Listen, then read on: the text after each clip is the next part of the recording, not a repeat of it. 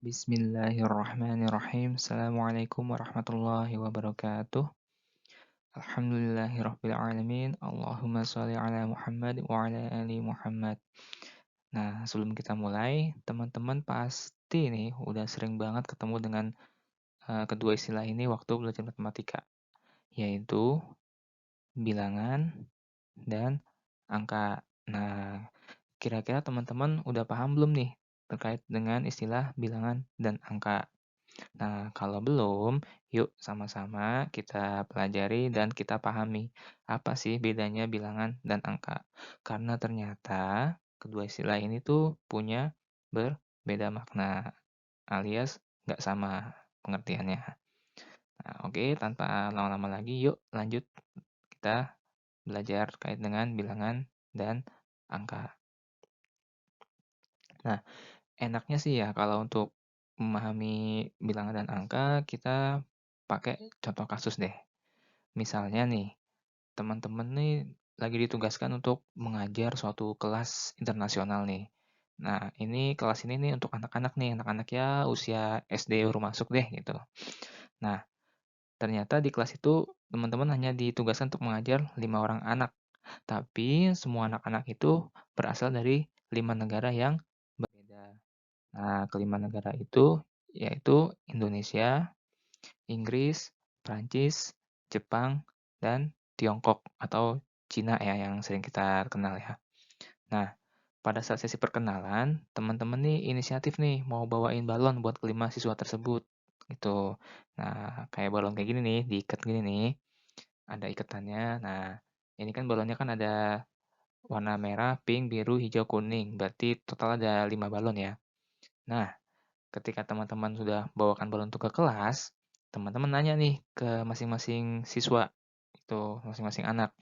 Nah, anggap aja teman-teman tuh jago bahasa Inggris, jago bahasa Prancis, jago bahasa Jepang, dan jago bahasa Mandarin gitu. Nah, terus teman-teman tanya deh nih ke kelima anak itu, berapa jumlah balon yang saya pegang nih gitu. Nah, tentunya kan anak-anak 5 anak itu kan akan menjawab dengan jawaban sebenarnya sih sama, cuman, karena bahasanya mereka beda-beda, jadi jawabannya seperti ini. Nah, kalau orang Indonesia, anak Indonesia jawabnya akan mengucapkan atau menjawab 5. Kalau, anak dari Inggris jawabnya five. Perancis, saya nggak tahu nih cara menyebutannya gimana, mungkin teman-teman bisa lebih paham bahasa Perancis ya. Nah, kalau, anak dari Jepang jawabnya go, dari Tiongkok jawabnya wu. Nah, sebenarnya sama nih maksudnya, jawabannya itu ya jumlah balon ini gitu. Nah, setelah, anak-anak itu menjawab pertanyaan dari teman-teman tadi, nah teman-teman terus minta deh ke anak-anak tadi buat nulis, jumlah balon tadi ke dalam, selembar kertas. Nah, ternyata hasilnya adalah seperti ini, sama semua. Nah, itu tadi, sebenarnya yang dimaksud tuh sama maksudnya, yaitu jumlahnya 5, tapi karena perbedaan bahasa jadinya ya pengucapannya itu berbeda-beda, tapi ketika ditulis ternyata bentuknya sama semua gitu. Nah, di sini nih yang mau, eee, saya, saya sampaikan bahwa untuk yang saya lingkari ini, pertama yang di kolom yang diucapkan siswa, yaitu 5, five, Jing, Go, Wu, ini yang dimaksud dengan bilangan. Atau yang dinamakan dengan bilangan. Nah, kalau yang di kolom yang ditulis siswa, ini yang sama semua nih, nah inilah yang kita namakan dengan angka. Nah, gitu teman-teman.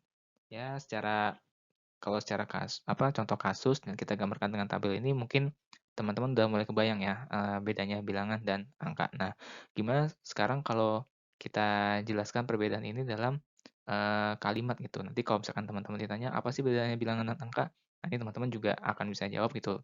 Mungkin bisa lebih paham dari saya dan bisa jawab dengan bahasa teman-teman sendiri. Nah, oke.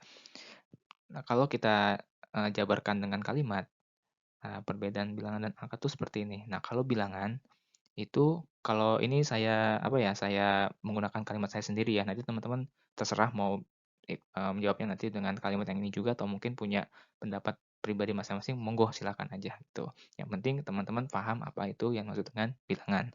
Nah, kalau saya, bilangan itu adalah suatu ide untuk menunjukkan hasil membilang. Membilang itu menghitung satu persatu untuk mengetahui banyaknya benda.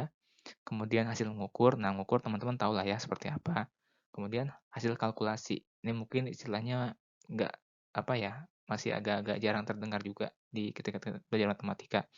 Paling teman-teman tahunya kalkulator ya, itu alat hitung ya. Nah, kalkulasi ini kalau menurut saya adalah menghitung dengan tanda operasi hitung atau dengan rumus. Kenapa ini saya berwarna biru? Karena saya sulit sekali, apa ya, sempat mencari-cari padanan kata dari istilah bahasa Inggris yang namanya misalkan ini, saya kotakin di sini.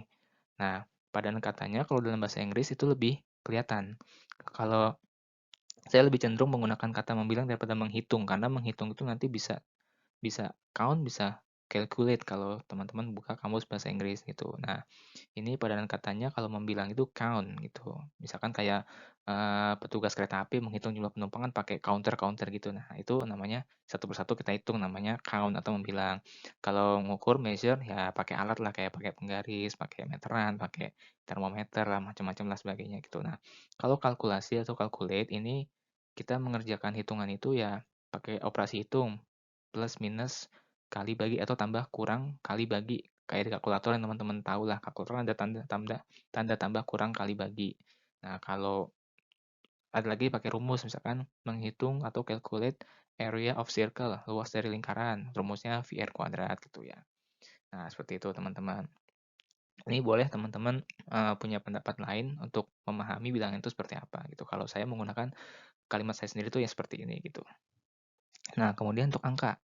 Nah, angka itu adalah simbol atau lambang yang mewakili bilangan. Kayak tadi untuk tanya tentang berapa jumlah balonnya.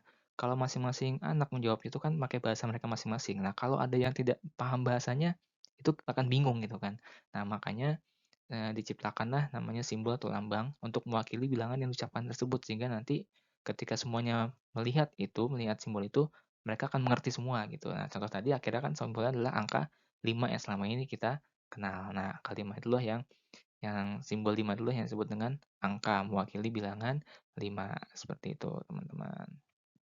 Nah, oke. Jadi, ini ya, teman-teman, bedanya bilangan dan angka. Jadi nanti ketika teman-teman menjelaskan ke adik-adiknya atau mungkin ke teman-teman sekelasnya teman-teman atau mungkin ya siapapun itu nanti teman-teman bisa bisa apa ya, udah bisa memahami lah itu, eee, bedanya bilangan dan angka, seperti itu. Nah, oke. Nah, sekian untuk, eee, pembahasan kali ini ya.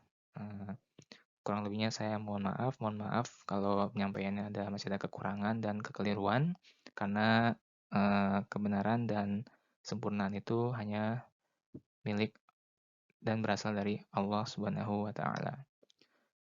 Baik, akhir kata, assalamualaikum warahmatullahi wabarakatuh.